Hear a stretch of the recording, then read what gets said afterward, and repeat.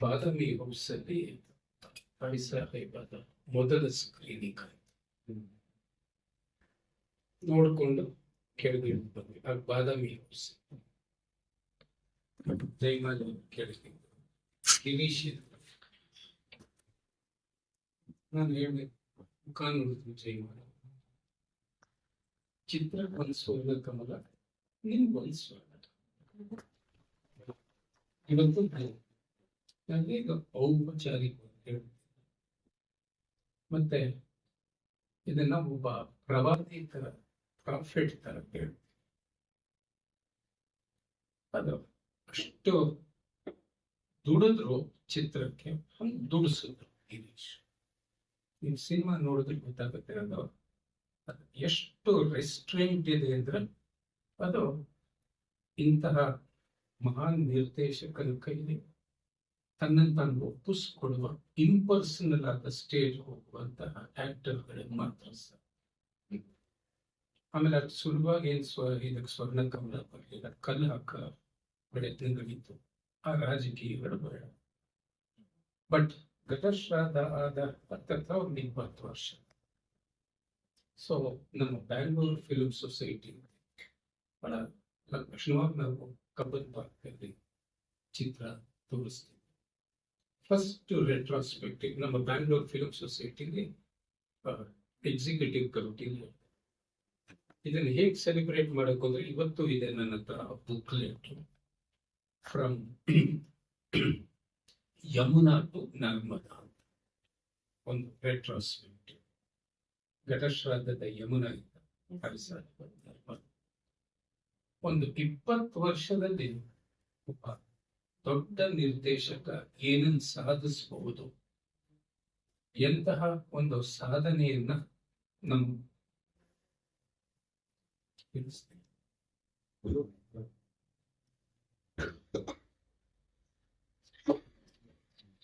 ಅದನ್ನ ನೀವು 20 ವರ್ಷದಲ್ಲಿ ಕ್ರಮಿಸಿದ ಮಾರ್ಗವನ್ನು ನೋಡಬಹುದು. ತಾಯಿ ಸಾಹೇಬಾದ ಬಗ್ಗೆ ಒಂದಿಷ್ಟು ಮಾತುಗಳನ್ನ ನಾವು ಹೇಳ್ತೀವಿ. ಅಂದ್ರೆ ಯಾವ ಕಾರಣಗಳಿಗೆ ಇದು ಬಹಳ ಘನವಾದ ಚಿತ್ರ, ಶ್ರೇಷ್ಠ ಚಿತ್ರ ಅಂತ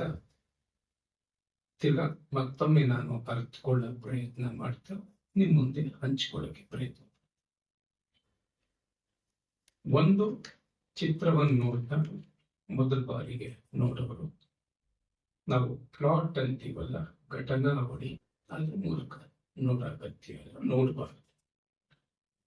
ಎಂತ ವಾರ್ ಅಂಡ್ ಪೀಸ್ ಕಾದಂಬರಿಯನ್ನು ಒಂದು 10 ವಾಕ್ಯದಲ್ಲಿ ಸಮ್ಮರಿ ಹೇಳ್ಬೋದು ಸಾರಾಂಶ, ಬಟ್ ಅದರ ಮಜಲುಗಳಿವೆ, ಅವುಗಳು ಗೊತ್ತಾಗ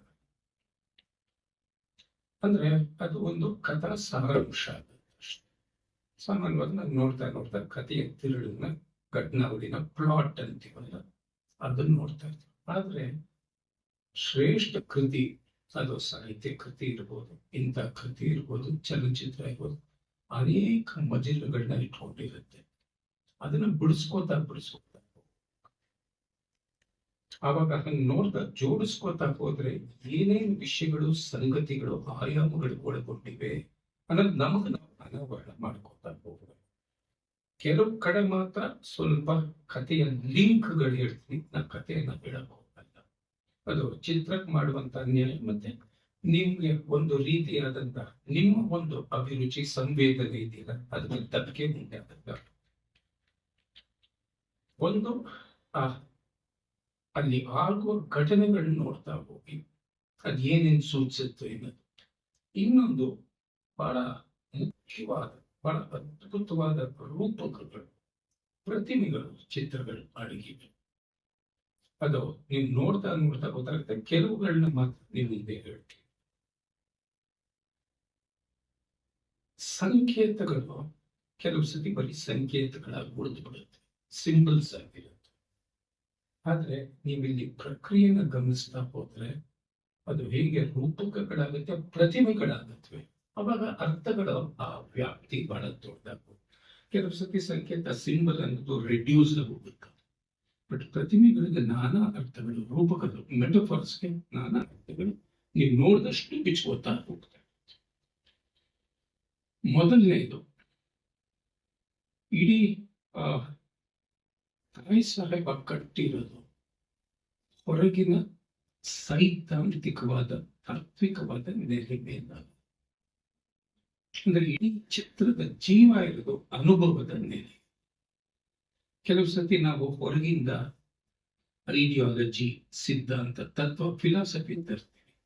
ಆದ್ರೆ ಶ್ರೇಷ್ಠ ಕೃತಿಗಳು ನಮಗೆ ಅನುಭವದ ನೆಲೆಗಳಿಂದ ಯಾವ ತತ್ವವನ್ನ, ಸಿದ್ಧಾಂತವನ್ನ ಬೇಕಾದ್ರೆ ಕಟ್ಕೊಳ್ಳುವಂತ ಸಾಧ್ಯತೆಗಳನ್ನ ಉಂಟು. ಅದರಿಂದ ಒಂದು ಐಡಿಯಾಲಜಿಕಲ್, ಫಿಲಸಾಫಿಕಲ್ ಪೊಸಿಷನ್ ಇಂದ ಹೊರಡಕ್ಕೂ ಮನುಷ್ಯ ಜೊತೆ ನಾವು ಮನುಷ್ಯ ನೆಲೆಗಳಲ್ಲಿ ನಾವು ಕೆಲಸ ಮಾಡ್ತಿರುವಾಗ ಅದು ಅನುಭವಗಳ ಮೂಲಕ ಸೃಜನಶೀಲ ಕೃತಿ ಏನ್ ಮಾಡುತ್ತೆ ಅಂದ್ರೆ ಮೀಮಾಂಸೆಯನ್ನು ಹೊರಗಿನಿಂದ ಆಮದು ಮಾಡ್ಕೊಂಡು ತಂದು ಕಟ್ಕೊಳ್ಳೋದು. ಆಗ್ತಿರೋ ಅನುಭವಗಳ ಮೂಲಕ ನೀವು ಯಾವ ಸಿದ್ಧಾಂತವನ್ನಾಗ್ಲಿ, ಮೀಮಾಂಸೆನಲ್ಲಿ, ಥಿಯರಿನಾಗ್ಲಿ ಕಟ್ಕೋತಾ ಹೋಗ್ಬೋದು. ಇದು ಇಡೀ ಕೃತಿ ನೀವು ನೋಡ್ತಾ ಹೋಗಿ ಚೂರ್ ಚೂರಾಗಿ ಬಿಡಿಸ್ಕೊಂಡು ನೀವು ನೋಡ್ತಾ ಹೋಗಿ ಅದು ಅನುಭವದ ಸತ್ಯ ಏನು ಅನ್ನೋದನ್ನ ಸೂಚಿಸುವಂತ ಚಿತ್ರ ಇದು. ಸೊ ಇಲ್ಲಿ ಘಟನೆಗಳು ಬರ್ತಾ ಹೋಗತ್ವಲ್ಲ, ಆ ಘಟನೆಗಳು ಯಾವ ಅನುಭವಗಳನ್ನ ಆ ಪಾತ್ರಗಳಿಗೆ, ವ್ಯಕ್ತಿಗಳಿಗೆ, ಮನುಷ್ಯರುಗಳಿಗೆ ಕೊಡ್ತಾ ಹೋಗುತ್ತವೆ ಅನ್ನೋದು ನೋಡಿ. ಟ್ರೂತ್ ಆಫ್ ಎಕ್ಸ್ಪೀರಿಯನ್ಸ್, ಅನುಭವದ ಸತ್ಯ ದಕ್ಕದೆ ಹೋದ್ರೆ ನಮಗೆ ಯಾವ ಸಿದ್ಧಾಂತ, ಯಾವ ಮೀಮಾಂಸೆಯು ಏನು ಕೆಲಸ ಮಾಡಲ್ಲ. ಅದು ಬಹಿರಂಗದಲ್ಲಿ ಇರುತ್ತಷ್ಟೆ. ಸೊ ಅನುಭವ ಜನ್ಯವಾದಂತಹದ್ದು ಅದು ಮಾತ್ರ ಯಾವ ಸಿದ್ಧಾಂತ, ತತ್ವವನ್ನು ಬೇಕಾದ್ರೆ ತನ್ನೊಳಗೆ, ತನ್ನ ಗರ್ಭದೊಳಗೆ ಇಟ್ಟು. ತಾಯಿ ಸಾಹೇಬ ಶುರು ಆಗೋದು ನಡೆಯೋದು ಹೇಗೆ? ಮೊದಲು ಶುರು ಆಗದೆ ಅಂದ್ರೆ ನಾ ಹೇಳಿದ್ನಾಗ ಅಲ್ಲಲ್ಲಿ ಮಾತ್ರ ಈ ಕಥಾ ವಸ್ತುವನ್ನ ಮುಂದಿಡ್ತೀವಿ, ಬಾಕಿ ಎಲ್ಲ ಇದರ ನೋಟಗಳು ಏನು ಅನ್ನೋದನ್ನು ಹೇಳುತ್ತೀವಿ. ಇತಿಹಾಸದ ಅರಿವಿಲ್ಲದ ಒಂದು ವಾಡೆ, ದೊಡ್ಡ ವಾಡೆ, ಅದು ಒಂದು ಜೈಲು ತರಾನು ನೀವು ಅನ್ಕೋಬಹುದು.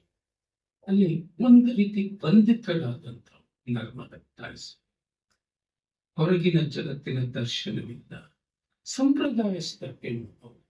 ಸೊ ಮನೆ ಒಳಗೆ ತನ್ನ ಧರ್ಮವನ್ನ, ತನ್ನ ಸಂಪ್ರದಾಯದ ಮೂಲಕ ತನ್ನ ಧರ್ಮವನ್ನ ಕಂಡುಕೊಳ್ಳುತ್ತೆ. ಹಿಂಗ್ ಶುರು ಆಗುತ್ತೆ. ಅಂದ್ರೆ ಹೊರ ಜಗತ್ತಿನ ಯಾವ ಸಂಪರ್ಕ, ವ್ಯಾವಹಾರಿಕ ಸಂಪರ್ಕದಲ್ಲಿ ಇಲ್ಲದೆ ಇರುವ ನೆಲೆಯಲ್ಲಿ ನೀವು ನರ್ಮದಾಳನ್ನ ಗುರುತಿಸಬೇಕು. ಇದು ಚಿತ್ರದ ಬಹಳ ದೊಡ್ಡ ಕಾಣಿಕೆ. ಇದು ಹೇಗೆ ಮುಂದುವರಿಯುತ್ತೆ? ಒಂದು ನೀವು ಸೂಕ್ಷ್ಮವಾಗಿ ಈ ಚಿತ್ರ ನೋಡ್ತಿದ್ರೆ, ಹಂಗಂದ್ರೆ ಲೋಕ ಜ್ಞಾನ ಇಲ್ಲದೆ ಇರುವ ಎಸ್ಪೆಷಲಿ ಹೆಣ್ಣು ಮಕ್ಕಳಿಗೆ, ಸ್ತ್ರೀಯರಿಗೆ, ಮಹಿಳೆಯರಿಗೆ ಪ್ರಜ್ಞೆ ಅನ್ನೋದು ಇರಲ್ಲ.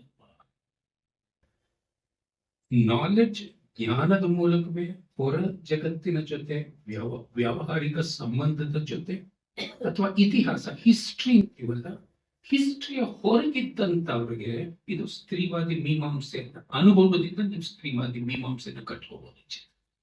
ಅಂದ್ರೆ ಇವ್ರಿಗೆ ಪ್ರಜ್ಞೆ ಅನ್ನೋದಿಲ್ವ, ಜಗತ್ ಅರ್ಥವಾಗಲ್ವ. ಈ ಸ್ಥಿತಿಲಿ ನರ್ಮದಾ ತಾಯಿ ಶುರು ಮಾಡ್ತಾರೆ, ಚಿತ್ರ ಶುರು ಆಗುತ್ತೆ. ಅಂದ್ರೆ ನಾವು ಕಂಡಿರೋ ಹಾಗೆ ನೀವು ಸ್ತ್ರೀಯರ ಇತಿಹಾಸವನ್ನ ಬರೆಯಲಾದರೆ, ಸ್ತ್ರೀಯರ ಇತಿಹಾಸವನ್ನ, ಬದುಕಿನ ಇತಿಹಾಸಗಳನ್ನ ಬರೆಯೋದಿದ್ರೆ, ಇತಿಹಾಸದಿಂದ ಹೊರಗಿರುವಂತಹ ಸ್ತ್ರೀಯರಿಗೆ ಅವರ ಪ್ರಜ್ಞೆ ಅಂದ್ರೆ ನಮ್ಗೆ ಏನಾದ್ರೂ ಗೊತ್ತಾಗುತ್ತೆ, ಅರ್ಥವಾಗುತ್ತೆ. ಅವರಿಗೆ ಲೋಕದೃಷ್ಟಿ ಅನ್ನೋದಿರಲ್ವಾ, ವ್ಯಾವಹಾರಿಕ ದೃಷ್ಟಿ ಇದೆ. ಇಷ್ಟು ದೊಡ್ಡ ಪ್ರಶ್ನೆಗಳನ್ನ ಚಿತ್ರ ನಮ್ಮ ಮುಂದೆ ಅನಾವರಣ ಮಾಡ್ತಾ ಇರುತ್ತೆ, ವಾಕ್ಯಗಳ ಮೂಲಕ ಅಲ್ಲ, ನರ್ಮದಾಳ ಅನುಭವಗಳ ಮೂಲಕ. ಅದು ಹೆಂಗೆ ಅಂದ್ರೆ, ಒಂದು ಚಿಕ್ಕ ನಿದರ್ಶನ ಹೇಳ್ತೀನಿ. ಬುದ್ಧ ವಾಪಸ್ ಬರ್ತಾನೆ. ಇದು ಒಂದು ಸ್ತ್ರೀ ಲೋಕದ, ಸ್ತ್ರೀ ಪ್ರಜ್ಞೆಯ ಅನಾವರಣದ ಒಂದು ಸಂಕೇತ. ಬುದ್ಧ ವಾಪಸ್ ಬಂದು, ಇದು ಹಿಂಗಸರು ಕಟ್ಟಿರಬಹುದಾದ ಕತೆ. ಹೆಂಡತಿ ಹತ್ರ ಬರ್ತಾನೆ, ಅರ್ಧ ರಾತ್ರಿ ಬಿಟ್ಟು ಹೋಗಿರೋ ಹೆಂಡತಿ. ನೀನ ಬುದ್ಧ, ಜಗತ್ತು ಕಂಡು ಗೌರವಿಸುವ, ಪೂಜಿಸುವ ಬುದ್ಧನ ನೀನು, ಜ್ಞಾನೋದಯ ಆಗಿದೆ. ಅದ್ರ ಒಂದು ತಿಳ್ಕೋ, ಅವನು ಹೇಳ್ತಿ ಬಹಳ ಅದ್ಭುತವಾದಂತ ಕಥೆ. ಲೋಕ ನೋಡ್ದೆ, ಜಗತ್ ನೋಡ್ದೆ, ಧ್ಯಾನದಿಂದ ನಿನಗೆ ಎಷ್ಟು ಎನ್ಲೈಟನ್ಮೆಂಟ್, ಜ್ಞಾನೋದಯ ಅದು ನನಗಾಗಿದೆ. ಆದ್ರೆ ಇದು ಇತಿಹಾಸದ ಕಥೆ ಆಗಲ್ಲ. ಬಟ್ ನೀವು ತಿಳ್ಕೊಂಡಿದ್ರೆ ಸಾಕು. ಅಂದ್ರೆ ನಾವು ಎರಡನ್ನ ಮುಖಾಮುಖಿ ಮಾಡಿದ್ರೆ ಹೆಣ್ಣಿನ ಇತಿಹಾಸವನ್ನೇ ಕಟ್ಟದೇ ಇರುವಂತ ಜಗತ್ತಿನಲ್ಲಿ ತಾಯಿ ಸಾಹೇಬ ಒಂದು ಇತಿಹಾಸವನ್ನ, ಹೆಣ್ಣಿನ ಇತಿಹಾಸವನ್ನ ಒಂದು ಪಾತ್ರದ ಮೂಲಕ ಕಟ್ಟುವಂತ ಪ್ರಕ್ರಿಯೆಯನ್ನ ನೀವು ಗಮನಿಸ್ತಾ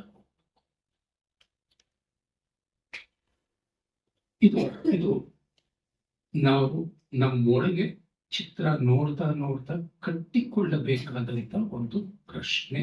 ಅದಕ್ಕೆ ನಾವು ಕಂಡು ವಾಡೆ ಒಳಗೆ ಇರುವಂತ ಸಂಪ್ರದಾಯದಲ್ಲಿ ಲೋಕಜ್ಞಾನ ಇಲ್ಲದೆ ಇರುವ ವ್ಯಾವಹಾರಿಕ ಇವಳ ಬದುಕಿನ ಇತಿಹಾಸವೇನು, ಇವಳ ಬದುಕಿನ ಅನುಭವದ ಬೆಲೆ ನೆಲೆ ಏನು, ಈ ರೀತಿ ಪ್ರಶ್ನೆಗಳು ಹುಡ್ತಾ ಹೋಗುತ್ತೆ. ಇದನ್ನು ಸೂಕ್ಷ್ಮವಾಗಿ ನಾವು ಗಮನಿಸ್ಬೇಕು.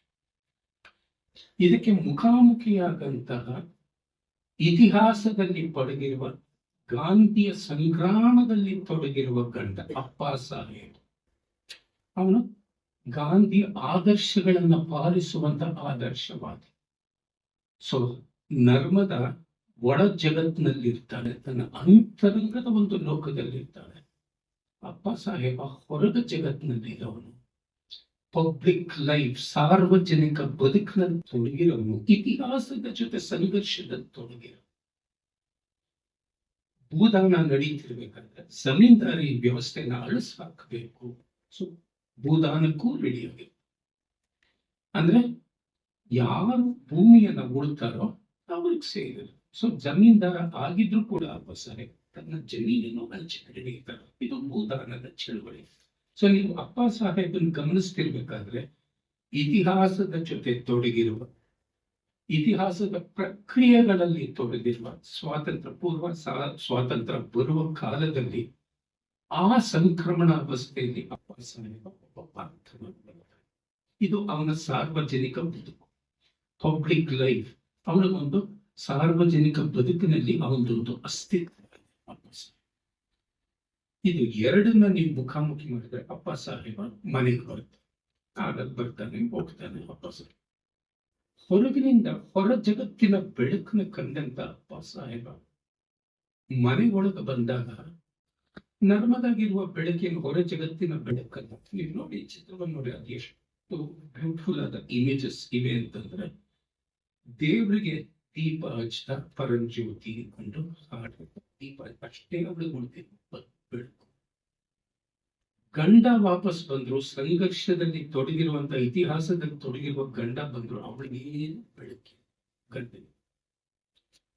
ಅವನು ಬಂದಾಗ ಇದು ನೋಡಿ, ನರ್ಮದಾಳ ಒಳ ಜಗತ್ತೇನು, ಒಳ ಪ್ರಪಂಚ ಏನು, ಅವಳ ಬಯಕೆಗಳೇನು, ಅವಳ ಆಸೆಗಳೇನು, ಸಾರ್ವಜನಿಕ ಬದುಕು, ಇತಿಹಾಸವನ್ನ ಅರ್ಥಕೊಂಡಂತ ಅಪ್ಪ ಸಾಹೇಬರು ಇದು ಮುಖ್ಯವೇ ಆದಾಗ ತಟ್ಟದೂ ಇಲ್ಲ. ಅವಳ ದೈಹಿಕ ಬಯಕೆಗಳು, ಲವ್ಲಿ ಸೀನ್ಸ್ ಇವೆ ಇದ್ರ. ನೀವು ಇಡೀ ಚಿತ್ರವನ್ನ ಬರೀ ಅದರ ಇಮೇಜಸ್ಗೆ ನೋಡ್ತಾ ಇರ್ತೀರ. ಈಸ್ ಸೋ ಇಂಡಿಫರೆಂಟ್, ಏನೂ ಬೇಕಾಗಿಲ್ಲ. ಸೊ ಅವಳ ಸಂಬಂಧ, ಅವನ ಅಗತ್ಯವನ್ನ ಯಾವ ಅಗತ್ಯ ಅದನ್ನು ಪೂರೈಸಲ್ಲ ಅಷ್ಟೇ. ಸೊ ಇಡೀ ಸಿನಿಮಾ ಕಟ್ಕೊಳ್ಳೋದು ಈ ಹೊರ ಜಗತ್ತು, ಒಳ ಜಗತ್ತು, ಪಬ್ಲಿಕ್ ಲೈಫು, ಪ್ರೈವೇಟ್ ಲೈಫ್ ಅಲ್ಲಿ ಇರುವಂತದನ್ನ ಮುಖಾಮುಖಿ ಮಾಡೋದು. ಯಾವುದನ್ನು ತೀರ್ಮಾನಾತ್ಮಕವಾಗಿ ಹೇಳ್ಬೇಕಂತದ್ದು ಈ ಚಿತ್ರದ ಶ್ರೇಷ್ಠ ಜಡ್ಜ್ಮೆಂಟ್ ಅಲ್ಲ. ನಾವು ನೋಡ್ತಾ ನೋಡ್ತಾ ಅನುಭವಿಸಿದ ಹೆಂಗ್ ನಡೀತಿದೆ ಬದುಕು, ಯಾವ ರೀತಿ ಒಂದು ಬದುಕಿನ ನೆಲೆಗಳು ಎಷ್ಟೆಷ್ಟು ಬೇರೆ ಬೇರೆ ಆಗಿರುತ್ತಲ್ಲ.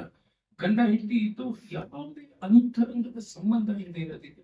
ಇದನ್ನ ಅನಾವರಣ ಮಾಡ್ತಾ ಹೋಗ್ತಾ ಇರ್ತಾರೆ. ಅಂದ್ರೆ ಆದರ್ಶವಾದಿ ಆದವನಿಗೆ ಪ್ರೈವೇಟ್ ಲೈಫ್ ಇದೆಯಲ್ಲ, ಅದು ಪಬ್ಲಿಕ್ ಸೆಲ್ಫ್. ಅವನಿಗೆ ಪ್ರೈವೇಟ್ ಲೈಫ್ ಇದೆಯಲ್ಲ, ಅವನ ಪರ್ಸನಲ್ ಲೈಫ್ ಇದೆಯಲ್ಲ, ಅದು ಅವನಿಗೆ ಖಾಲಿ. ಅದು ನರ್ಮದಾ ಜೊತೆ ಸಂಬಂಧದ ಅಲ್ಲೊಂದು ದ್ವಂದ್ವವನ್ನ ನಾವು ಕಾಣ್ಬೋದು. ಪಬ್ಲಿಕ್ ಅಲ್ಲಿ ನೀವು ಎಲ್ಲರ ಸಂಕಟವನ್ನ, ನೋವುಗಳನ್ನ ಅರ್ಥ ಮಾಡಿಕೊಂಡ್ರೆ, ಮನೆ ಒಳಗೆ ಬಂದ ತಕ್ಷಣ ಕೈ ಹಿಡಿದು ಬದುಕ್ತಿರೋವಳ ಸಂಕಟ ಏನು, ಬಯಕೆ ಏನು, ಅವಳ ನಿಜವಾದ ಕನಸುಗಳೇನು, ಅದಿಲ್ವಿಲ್ಲ. ಇದೊಂದು ದ್ವಂದ್ವ ಟೈಕ್. ಗಾಂಧಿಯ ಆದರ್ಶವನ್ನ ಪಾಲಿಸೋದು ಬಹಳ ದೊಡ್ಡ ವಿಚಾರ. ಅದು ಸಾರ್ವಜನಿಕ ಬದುಕಿನ ವಿಷಯ. ಒಳಗೆ ಬಂದಾಗ ಅವನಿಗೇನು ಅಸ್ಮಿತೆ ಏನು, ಅವಳಿಗೂ ಅವನಿಗೂ ಏನು ಸಂಬಂಧವಿಲ್ಲ. ನಿರ್ಮ ನರ್ಮದಾಗಿರೋದು ಬರೀ ನಿರಾಸೆ. ಈ ರೀತಿ ಜಕ್ಸ್ಟ್ ಪೊಸಿಷನ್ ಮುಖಾಮುಖಿನ ಚಿತ್ರ ಕಟ್ಕೋತಾ ಹೋಗ್ತಾರೆ. ಸೊ ನಾವು ಬರೀ ಕಥೆಯ ತಿರುಳನ್ನು ನೋಡ್ತಾ ಇದ್ರೆ, ಪ್ಲಾಟ್ ನೋಡ್ತಾ ಇದ್ರೆ, ಘಟನಾವಳಿ ನೋಡ್ತಾ ಇದ್ರೆ ಇದಕ್ಕೆ ಅರ್ಥ ಹೋಗಲ್ಲ. ವ್ಯಕ್ತಿಗಳಿಗೆ ಏನಾಗ್ತಿದೆ, ಅವರ ಭಾವನೆ ಏನು ಅಂದ್ರೆ destiny of Narmada and the destiny of ಅಪ್ಪ ಸಾಹೇಬ್ ಏನು ಅನ್ನೋದು ಈ ರೀತಿ ನಾವು ಕನ್ಸೆಪ್ಚುಯಲ್ ಚಿತ್ರವನ್ನು ನೋಡ್ತಾ